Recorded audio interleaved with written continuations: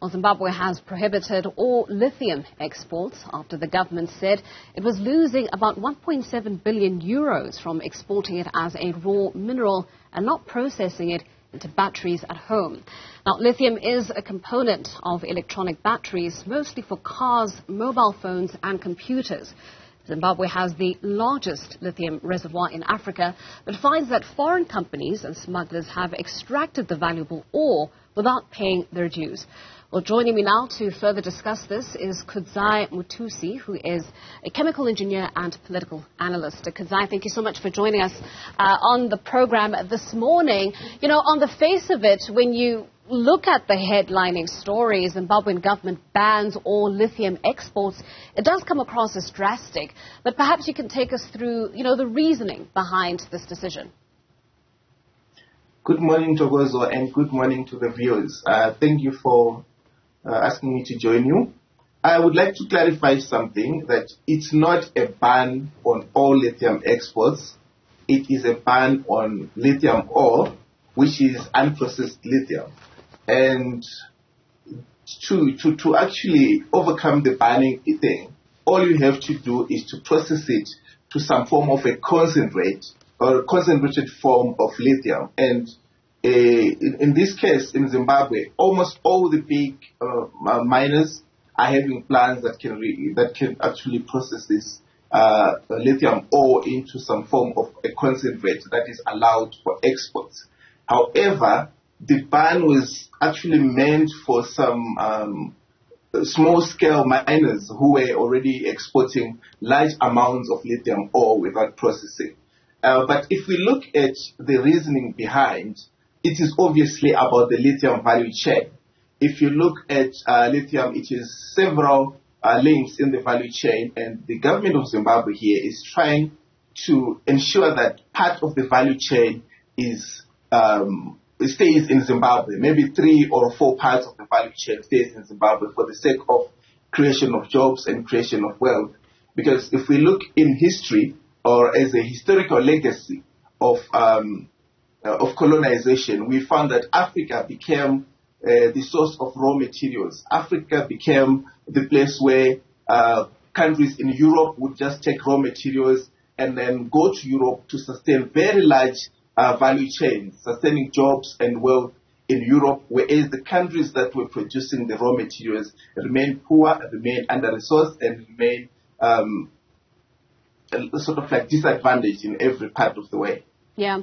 The Zimbabwean government makes note of the role of foreign companies and smugglers in causing some sort of disruption in the value chain that you've mentioned. Talk to us about that, because, the words being used here is that they're extracting the valuable ore without paying their dues. That has to have a consequence, an impact, certainly on Zimbabwe's economy. But also just talk to us about, the prevalence of this disruption. Okay, if you look in Zimbabwe now, they have about 10 large-scale mining companies that are into lithium production. Some are Chinese, some are Canadian, some are British, and some are from, I think another company is from somewhere in Europe. So there are many big-scale mining companies that are in Zimbabwe. But they are at various stages of developing their mines, those large companies. Some of them will start production maybe end of this year, some will start maybe in the middle of this year. They haven't been into much of large-scale production of lithium. However, there are small-scale miners who have been producing a lot of lithium ore, but they haven't been, they were sort of like smuggling the ore. It wasn't being declared and everything. So to control that smuggling, they put a blanket ban on all these unprocessed lithium. What it's going to do now is that the small-scale miners are going to sell their ore to the large-scale miners who have got processing plants. So in the end, at least you can control the flow of lithium from these large-scale miners. That is the reason for this ban. But I think we have to expand it and say the Zimbabwe government itself has already banned the export of all raw or unprocessed minerals from Zimbabwe. which means the minerals that are being mined in Zimbabwe right now have to be processed to some sort of extent before they can be exported. That is a very important issue here. But in that regard, we also have to note that there are already companies. I think there's a Chinese company just a few days ago that declared that it is ready to manufacture the lithium batteries in Zimbabwe itself. This is now, it gives credence to the government's ban that if you ban the export of raw materials, you can actually have some investors willing to to establish local value chains in Zimbabwe, which is a very good starting point. Yeah. Well, your response has focused largely on the foreign companies and their element in this conversation. But what about the artisanal miners? I mean, here in South Africa, we're having similar problems when it comes to illegal mining activities and the disruptions they're causing within our own value chains. And certainly, the criminal element that is being introduced into communities. Have you had a similar problem when it comes to sort of illicit mining activities along the lithium value chain? It's quite interesting when it comes to the illegal mining in Zimbabwe. Zimbabwe also used to have police chasing after these illegal miners, what in South Africa they call the Zamazamas. But they lost the battle. It's always a battle that you can lose as a government. So what they did, they changed them from being Zamazamas, illegal miners, and called them artisanal miners. That's illegalizing them. And I can tell you at this point, they supply more than 70% of Zimbabwe's gold output. It's coming from these small-scale artisanal miners who used to be illegal, by the way, but now they've been illegalized.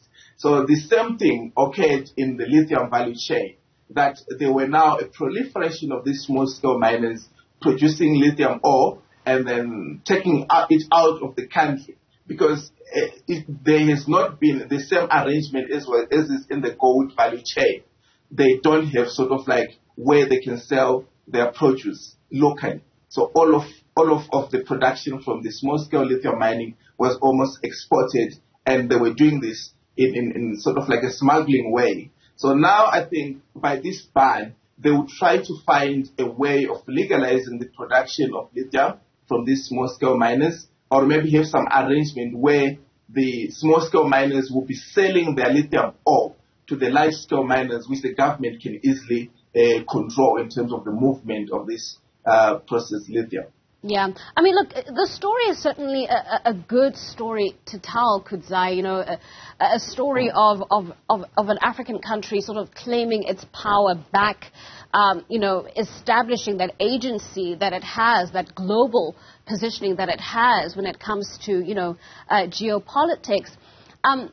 Talk to us about, some of the concerns raised by would-be detractors or naysayers concerned about the amount of disruption this is likely to cause, the industry as a whole. Zimbabwe obviously has the largest deposit of lithium on the continent, and by right, it should be able to dictate, whether or not within its country's borders the product is also processed before being exported. But there are, of course, those who don't necessarily like that story and don't necessarily want to buy into that story. What would you say to those individuals? Okay, thank you, Togozo, for that question. In fact, Zimbabwe here is being a leader once again. After leading the land reform issue, I think you saw how Zimbabwe was punished for the land reform, which is sort of like Africa or Africans repossessing their natural resources and benefiting from them. This is another story, another template for Africa, where an African state is saying, we are the producers of lithium, we are the country with the resource. We need to benefit from the resource. And to do that, the value chain, as you say, should be established locally. So we are Africanizing or localizing our value chains as African states, and Zimbabwe is taking the lead here. But as you say, there are naysayers, and this is all part of the propaganda that we always hear, that investors are going to be scared, investors are going to run away, all sort of thing. Yes, of course, some investors will be scared, but we have to look at what type of investor is this. These are the extractive, exploitative, predatory investors that are a legacy of colonization, as I said before. These are the people who want to extract our mineral resources, take them to Europe and sustain long value chains in Europe, a lot of wealth being created there, whereas the source of the natural resources are still suffering and they're living in poverty. And we have the leverage, as you said. Zimbabwe has the largest deposits of lithium, number one. Number two, they're also shallow. You actually don't have to dig deep to get the lithium in Zimbabwe. That's why there's actually a proliferation of these small-scale miners. They're not using complicated tools, by the way. They're just using their shovels and picks and actually taking out the lithium from the ground, large quantities of it that they have been exporting. So because of all these advantages, Zimbabwe has a leverage that it can use. And they managed to use that leverage and said, we are not allowing the export of raw lithium from our country. And it worked because, as I said, one of the largest lithium companies in Europe actually agreed, not in Europe, in China, I mean, has actually agreed to produce the lithium batteries locally, which even increases this leverage that Zimbabwe has now.